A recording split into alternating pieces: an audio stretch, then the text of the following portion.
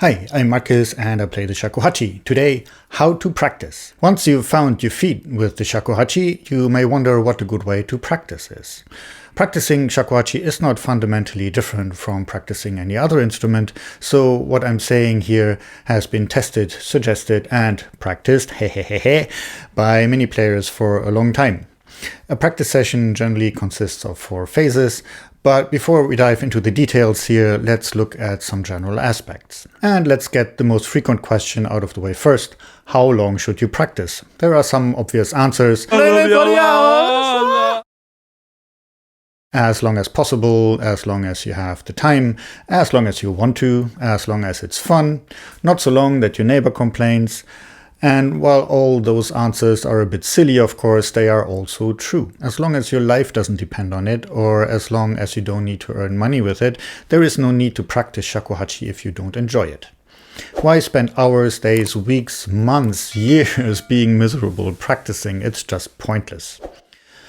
But I hear you say the real question is, how long do I need to practice to improve? That's quite a different question, of course, and the real answer to this real question is, it doesn't matter how much time you spend practicing. You need to practice deliberately. That's the crucial factor. Just spending the time is useless. If you've heard that it takes 10,000 hours of practice to master a skill, these are 10,000 hours of deliberate practice. If you just want to do a 5-minute meditation with your Shakuhachi, just do a 5-minute meditation, but do it deliberately. If you want to become a world-class Shakuhachi performer, practice deliberately as much as you possibly can, without injuring yourself, of course, which is a real problem for any instrumentalist. So it really depends on why you are playing and what your goal is. The important thing to take away from this is that practicing is a skill that you need to learn and develop alongside acquiring the skill of playing Shakuhachi, and we'll get into how to do that in a bit. But after having clarified the real issue a bit, I can offer you some pointers. Do 10 minutes of Rubuki every day and you will improve. Or according to Shakuhachi legend Watazumi Doso, there is no real reason that you cannot become a Shakuhachi master if you practice 10 minutes of Rubuki every day. Another pointer, the more you practice, the better you will get.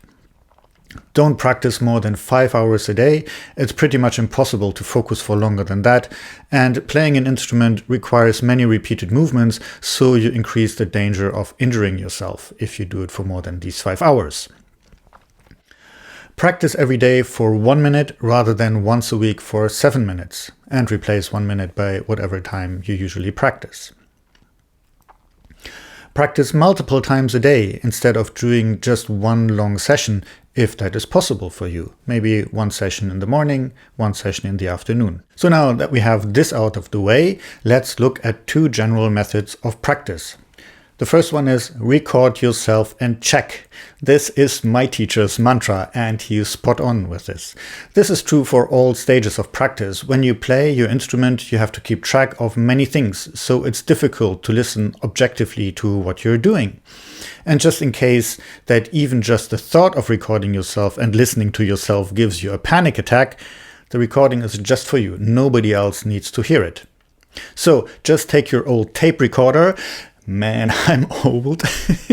Record yourself, listen back, and immediately take a magnet to erase every trace of it, so nobody has the chance of ever hearing it, including you. Of course, the cool kids these days do it on their mobile phone or on their computer. Just take whatever device you're watching this video on. It will be more than adequate for doing this. The important thing is, when you listen, don't be hard on yourself. This is really crucial. You're your own worst critic. You're doing this because you're not perfect. You want to improve. You just want to identify what you need to work on. And then try to find one thing, and one thing is more than enough that you want to improve. The second general tip is listen to good music. I've often heard that Yokoyama-sensei, the founder of the KSK, has said that at least half the time spent on practice should be spent on listening to good music. There are 2 important aspects here. Good music means not just Shakuhachi music, but any music. To cite another musical great, Duke Ellington, there are simply 2 kinds of music, good music and the other kind. To be fair, he said it in a somewhat different context, but it's a nice quote and it surely applies here. Listening means not just sitting there and appreciating or enjoying the music. Instead, you should listen actively to find answers to questions like, why is the performer doing this phrase like this? How else could it be done? What technique is being used? How can I do this on the shakuhachi? And so on. The important point here is that you should try to figure out how you can do that, what you're hearing yourself on the shakuhachi, and try to identify a way in how you can practice that. Now let's move on to the issue of how to organize a practice session.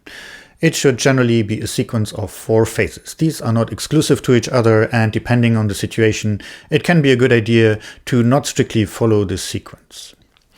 The first phase is long note practice. For shakuhachi, this basically means to do robuki, so just repeatedly playing ro for 10 minutes. This serves as a warm-up, but more importantly, it is the best way and the best exercise to hone your skills in tone production and to improve your stamina. Without going into detail here, tone production consists of 3 main aspects: tone color, clean tones versus rough tones, dynamics, start quietly, getting louder, then get quieter again, let the sound fade into silence. This is the basic shape of basically any shakuhachi tone, at least if you're playing honkyoku. And the third one is pitch. Keep your pitch constant at different volume levels, because the pitch depends on the volume that you use on the shakuhachi. It's best to do 10 minutes of robuki every day. Shorter doesn't really give you enough time to get into it. If you do it for longer, you most likely will get tired. But to say this as well, you can do a longer session than just 10 minutes to increase your stamina, for example, when you're working up to a performance. Other types of long note practice are good too, for example, going up the scale, playing long notes, or repeating every note twice while going up and down the scale, but robuki really should always be your main focus. After doing robuki, the second phase are technical exercises. And you always should include meri and kari practice here every day, even if you've got the hang of meri and kari already. This is something that you need to practice constantly. The core exercise here is to get a reference pitch, then practice going to this pitch directly. So for example, play re, then go from chi to the deep u meri directly, which is the same pitch as re, and then check again with re. So this exercise on the flute, start by playing re, then go from chi to the deep u directly, and then check again. So without me talking in between.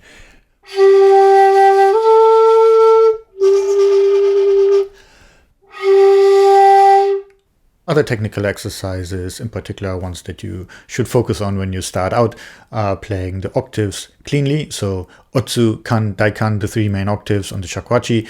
Play notes cleanly in all of these octaves and practice switching between these octaves. I've made a video on how to practice playing kan, and there I'm talking a lot about exercises like that. So check out that video. It will probably be up here or up here. I don't know. Anyway, it will flash up on the screen. Then there are many other techniques. Some are specific for the shakuhachi. For example, changing and controlling the tone color, ranging from quite clean tones to muraiki. So clean tones, very rough tones, muraiki, and switching between these, or gradually going from one to the other.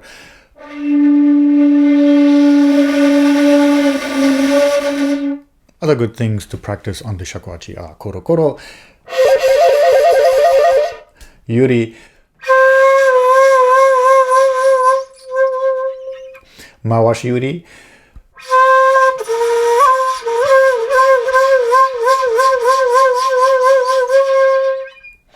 flutter tongue, which is not specific to shakuhachi, but other wind instruments as well.